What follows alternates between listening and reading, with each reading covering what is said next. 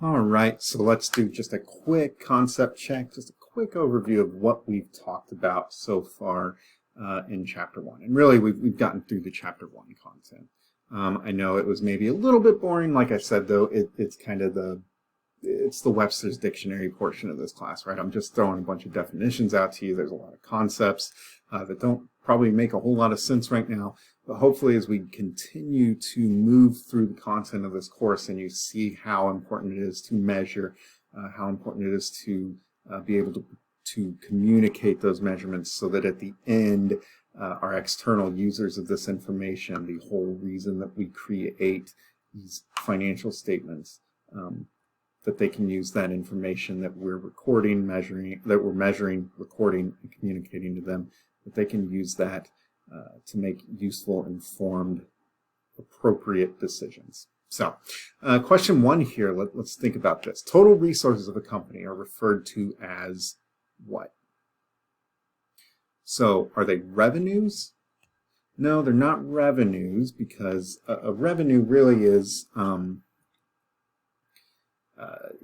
of, you almost think of it like the cash that you get for performing your service or selling your good, right? It's not always cash. Sometimes it's a credit or something like that, but it's the money that you generate by performing your services.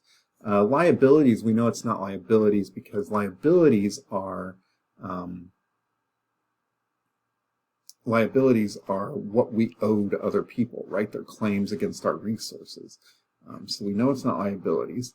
And we know it's not expenses, because expenses really are the cost of doing business for us, right? That is the interest that we have to pay on a loan. That is the salaries that we have to pay to our employees. That is the rent that we have to pay to a landlord, or the insurance costs that we have to cover our employees. So those expenses we know are not correct. So we know that the answer here is going to be assets, right?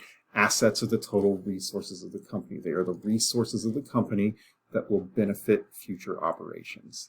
So assets are things like cash, supplies, inventory for sale, buildings, land, equipment, investments in other companies. All of those types of things are considered assets. Number 2, so the amount that we record when the company sells products or provides services to customers are what? Well, I literally just told you guys the answer to that one. We got a little ahead of ourselves, but we know it's not liabilities. Again, liabilities are simply the claims against the resources that we own, right? They're claims against our assets. They are there on the right side of the equation to help balance it, or against the left side of the equation, which is assets. So speaking of which, we know they're not assets because we just answered that here, that assets are the total resources of the company. We know they're not expenses because, again, expenses are the cost of doing business.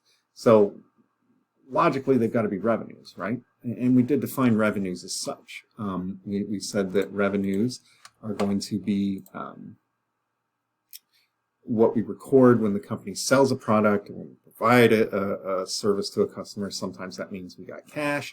Sometimes that means that we provided it to them on credit. So number 3, which of the following accounts would appear in a company's income statement? So what are we looking at here? Well, we're looking at the income statement, right? What did we say was on the income statement? Well, the first thing I would look at is income. And how do we derive income? Well, income, or net income in our case, equals all of our revenues less all of our expenses, right? And what goes on an income statement? The things that derive revenue. So if it's a revenue, the things that derive income. So if it's a revenue or it's an expense, it's going to go on the income statement. So accounts payable, that's not an expense, it's not a revenue, that's a liability. That's something we owe to somebody. Cash, as we said in number 1, is an asset, that's a resource of the company. Dividends, like we talked about, they're not an expense. They're simply something, they're kind of their own monster, and we'll talk about that later in later chapters in the class. But they really are just kind of the reward that we give investors for providing us capital. So we know it's not dividends. So again, we've eliminated 3 of the 4, so the answer has got to be rent expense, right? But why? Well, it falls into this expense right here, right? Rent expense is an expense. Expense is part of net income. and anything that's a revenue or an expense goes in our income statement.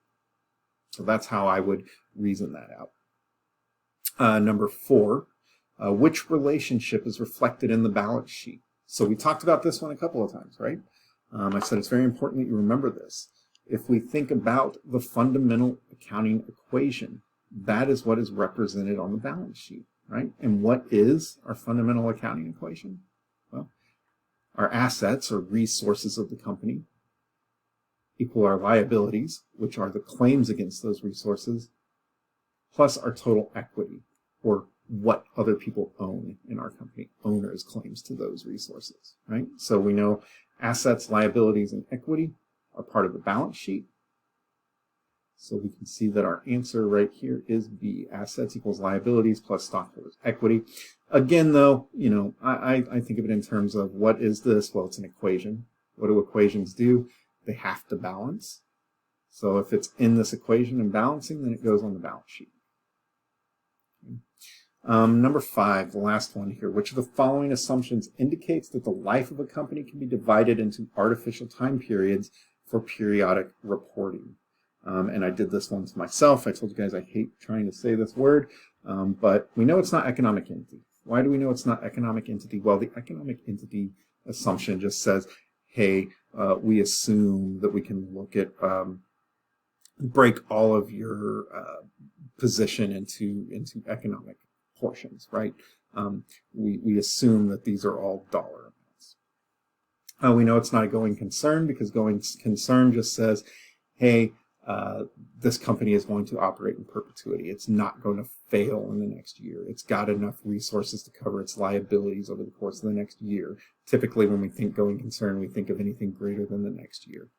Monetary unit just says, hey, we're not writing up a financial statement or an income statement based on the number of seashells and goats you traded for. We're talking about dollars, or we're talking about yen, we're talking about rubles, whatever the case may be. So the answer is this periodicity, right? So that just basically says, hey, we can take the life of your company, so this year that we're looking, or so the life of your company, we're going to split it up into different years. Instead of looking at it all at once, we're going to look at it in a bunch of different years. That is the assumption that we're looking at here. So if you have any questions, any comments, let me know. I'm happy to answer them for you.